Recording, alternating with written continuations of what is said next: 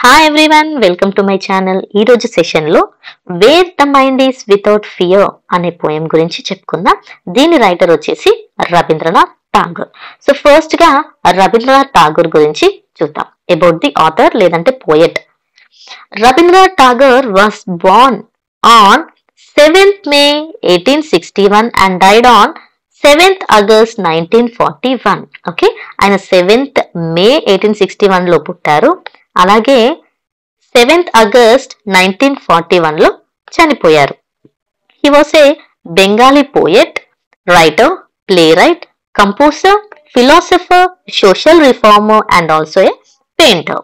He is fondly remembered as polymath, Gurudev and also Vishwakavi. So ఇలా ఆయనకి ఎన్నో బిరుదులు పేర్లు కూడా ఉన్నాయంట. Tagore became the first non-European to win Nobel Prize in Literature for his Geetanjali in 1913. So ఆయన first non European, అంటే European కాకుండా వేరే ఒక వ్యక్తి నోబెల్ ప్రైజ్ రిసీవ్ చేసుకున్న వాళ్ళలో ఫస్ట్ పర్సన్ వచ్చేసి రవీంద్రనాథ్ ఠాగూర్ గారు. ఆయనకు గీతాంజలి అనే లిటరేచర్ వర్క్, అంటే ఇది వచ్చేసి కలెక్షన్ ఆఫ్ పోయమ్స్ అనమాట. అన్ని పోయమ్స్ అన్ని కలిపి ఒక బుక్ రాశారు, దాని పేరే గీతాంజలి. దానికి 1913 లో ఆయనకి నోబెల్ ప్రైజ్ వచ్చింది. So Gitanjali, Gora, Ghare Baire are his best known works. ఇవి వచ్చేసి ఆయన ఎంతో ఫేమస్ వర్క్స్ లో ఇవి ఉన్నాయి. With his elegant prose and magical poetry, Tagore became an integral part of Indian literature. So ఆయన మ్యాజికల్ పోయట్రీ, అంటే ఆయన పోయట్రీలో, ఆయన రైటింగ్స్ లో ఏదో మ్యాజిక్ ఉంటుందట. అలా ఆయన ఇండియన్ లిటరేచర్ లో ఒక పార్ట్ లాగా మారిపోయారు. He compose national anthem of 2 nations. 2 nations యొక్క నేషనల్ యాంథమ్ ని ఆయన కంపోజ్ చేశారంట. అవేంటి అంటే India's Jana Gana Mana and Bangladesh Amar Sonar Bangla. So ఇవి రెండు వచ్చేసి నేషనల్ యాంథమ్స్ ఆయన కంపోజ్ చేసినవి. The Sri Lankan national anthem was also inspired by his work. అంతేకాకుండా శ్రీలంక వాళ్ళ నేషనల్ యాంథమ్ కూడా ఈయన వర్క్స్ యొక్క ఇన్స్పిరేషనల్ వల్లనే రాశారంట. హిస్ సాంగ్ బాంగ్లార్ మాటి బంగ్లార్ Jal has been adopted as the state anthem of West Bengal. So west Bengal యొక్క స్టేట్ యాంథమ్ లాగా బంగ్లార్ మాటి బంగ్లార్ చోల్ అనే సాంగ్ ని తీసుకున్నారంట. సో ఇది వచ్చేసి రవీంద్రనాథ్ ఠాగూర్ గురించి. నెక్స్ట్ ఈ పోయం యొక్క థీమ్ చూద్దాం. In where the mind is without fear, the poet envisions the future of India. So ఈ పోయంలో మన పోయట్ ఫ్యూచర్, ఇండియా యొక్క ఫ్యూచర్ ని ఎన్విషన్ అంటే డ్రీమ్, ఆశపడుతున్నాడు ఇలా ఉంటే బాగుంటుంది అని.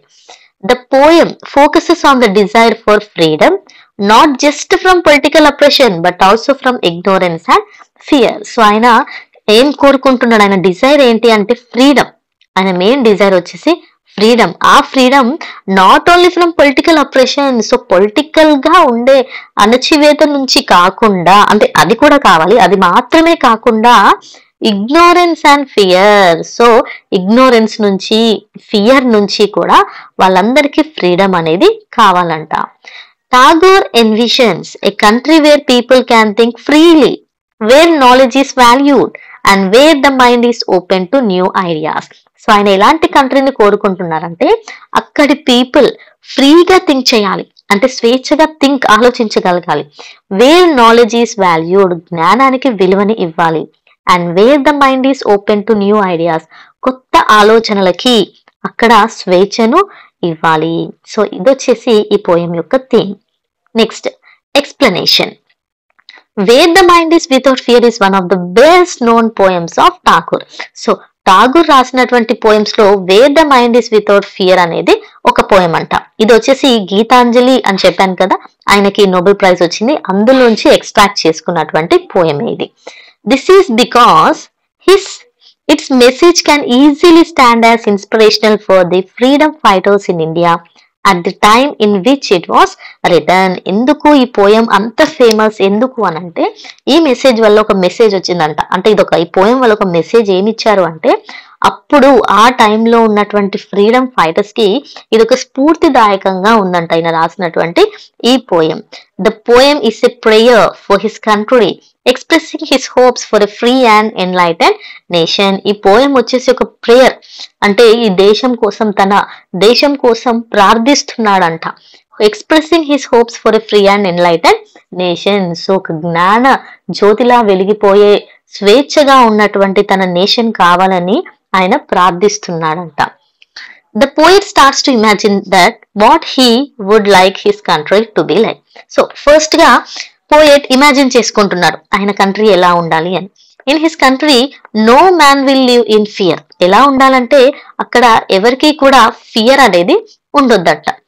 Instead they should hold their heads up fearlessly and have confidence in themselves. So వాళ్ళు ఎలా ఉండాలంట, వాళ్ళ హెడ్స్ ఉంటాయి కదా, ఫియర్లెస్ అంటే ఎటువంటి భయం లేకుండా వాళ్ళు తలెత్తుకునేలా ఉండాలి, వాళ్ళలో వాళ్ళకి కాన్ఫిడెన్స్ అనేది ఉండాలంట.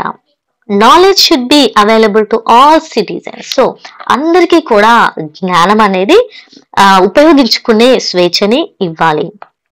That is educational institute should admit students of all races and classes.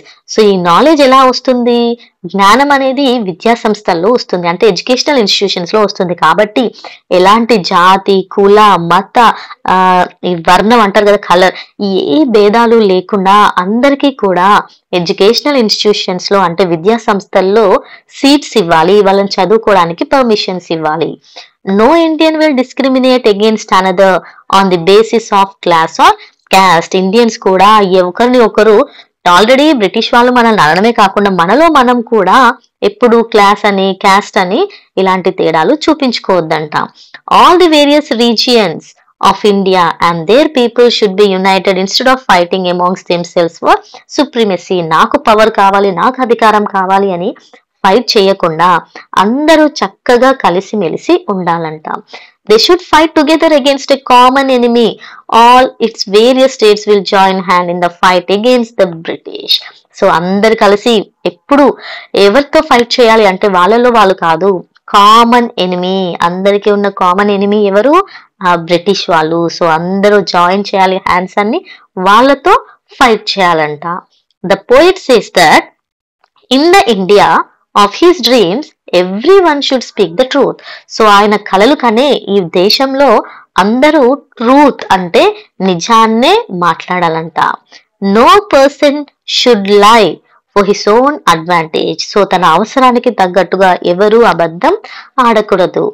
Every man should make an effort to improve himself and keep trying till he reaches A stage of self perfection. So అందరూ వాళ్ళలో వాళ్ళు perfect అవ్వాలి, self perfection కోసం వాళ్ళు try చేయాలి, దానికి improve చేసుకోవడం కోసం ఎఫర్ట్స్ ని చేయాలంట. Next he imagines the reason to be an unsullied stream of water through which one can progress easily and without encountering too many obstacles. So next ఆయన imagine చేసుకునేది ఏంటి అంటే అన్సిల్లీడ్ స్ట్రీమ్ ఆఫ్ వాటర్ అంటే ఎలాంటి కల్మషం లేనటువంటి నీరు ఎలా ఉంటుందో అలా వీరందరూ కూడా చాలా ముందుకు వెళ్ళిపోవాలి. ఎటువంటి ప్రమాదాలు, అబ్స్టకల్స్ అంటే ఎటువంటి ప్రమాదాలు, ఆపదలు, కష్టాలు, ప్రాబ్లమ్స్ లేకుండా ముందుకు వెళ్ళిపోవాలి, అడ్డంకులు లేకుండా ముందుకు దూసుకుంటూ వెళ్ళిపోవాలంట. On the other hand, he imagines habit to be a desert. The stream of reasons seems to him to be lost in the sands of habits. So habits అంటే ఏంటి, మన అలవాట్లు. మన అలవాట్లు అనేవి మనల్ని ఎప్పుడూ కూడా ఒంటరిని చేయొద్దు, మనల్ని ఎప్పుడు ప్రాబ్లమ్స్ లోకి తీసుకెళ్లొద్దు. The stream of reason seems to him to be lost in the sands of habit. So ఈ అలవాట్ల వల్ల వాళ్ళకు ఉన్నటువంటి అలవాట్ల వల్ల వాళ్ళు కావాలనుకున్న దాన్ని వాళ్ళు అందుకోలేకపోతారు. The poet speaks directly to God. So దేవుడితో డైరెక్ట్ గా మాట్లాడుతున్నాడంట. He wants his countrymen to be led by him so that they broaden the horizon of both their thoughts and their actions. So ఆయన దేవుడితో direct చెప్తున్నాడు, భగవంతుడా నా బాధని విను, నేను అడిగే ఈ కోరికను తీర్చు, నా కంట్రీమెన్ అంటే నా పీపుల్ అందరినీ కూడా నువ్వే నడిపించు, అలా నడిపించి వాళ్ళలో ఉన్నటువంటి ఆలోచనల్ని, వాళ్ళు చేసే పనులని అన్నిటికీ నువ్వే తోడుగా ఉండాలి. If they were to do so then India would be transformed into a heaven where all its citizens would be truly free. So నువ్వు ఎప్పుడైతే వాళ్ళతో ఉంటావో అప్పుడు ఆటోమేటిక్ గా వాళ్ళందరూ నువ్వు చెప్పినట్టుగా మారిపోతారు, వాళ్ళ యాక్షన్స్, వాళ్ళ థాట్స్ అన్ని కూడా నీ వల్లే మారిపోతాయి. ఆటోమేటిక్ గా ఈ ఇండియా అనేది ఒక హెవెన్ లాగా, స్వర్గం లాగా మారిపోతుంది. A heaven where all citizens would be truly free. స్వర్గం అంటే ఏదో కాదు, ఎక్కడైతే మేమందరం స్వేచ్ఛ ప్రపంచంలో ఉంటామో అదే మా స్వర్గం అనేసి అంటున్నారు. Conclusion. Where the mind is without fear is a powerful expression of Tagore's hopes for his country. So ఈ పోయం అనేది ఆయన యొక్క పవర్ఫుల్ ఎక్స్ప్రెషన్. ఎందుకు అంటే ఆయన ఎంతో ఆశించే తన కంట్రీ ఎలా ఉండాలి, తన దేశం ఎలా ఉండాలి అని ఆశపడుతున్నాడో అది మనం ఈ పోయంలో చూస్తాము. This poem written in the early 20th century reflects the political and social struggles of India during the period of British rule. So British rule టైంలో ఎలా ఉండేవి, ఎన్ని స్ట్రగుల్స్ ఉండేవి ఇండియన్స్ కి అనే విషయాన్ని ఆయన చాలా చక్కగా చెప్పారు.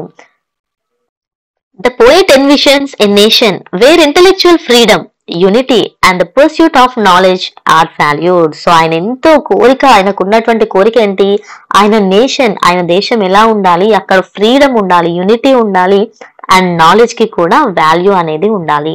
It emphasises the importance of breaking down barriers and embracing diversity, fostering A society where individuals can strive for perfection without hindrance. So ఎక్కడైతే ఎటువంటి అడ్డుగోడలు, బ్యారియర్స్ ఉంటాయి కదా, సో అడ్డుగోడలన్నింటినీ దాటుకుంటూ ఈ డిఫరెన్స్ అనేది ఉంది కదా, ఈ కుల మత రంగు అనేసి ఏ డిఫరెన్స్ అయితే ఉన్నాయో అవన్నింటినీ దాటుకుంటూ కూడా వాళ్ళు ముందుకు వెళ్ళిపోతూ ఉండాలి. Fostering a society where individuals can strive for perfection without hindrance. So ఎటువంటి అడ్డంకులు లేకుండా పర్ఫెక్ట్ గా వాళ్ళు సొసైటీలో ముందుకు వెళ్ళి స్వేచ్ఛా ప్రపంచాన్ని చేరుకోవాలంట. అదే ఆయన యొక్క కోరిక అని చెప్తూ ఈ పోయం ని రాశారు. So I hope you all understood the poem. So this is all about this summary. Okay, thank you for watching my video. ఇంకా ఇలాంటి వీడియోస్ చాలా ఉన్నాయి, మీరు ఒకసారి ప్లేలిస్ట్ లో చెక్ చేయండి. See you in the next video. By.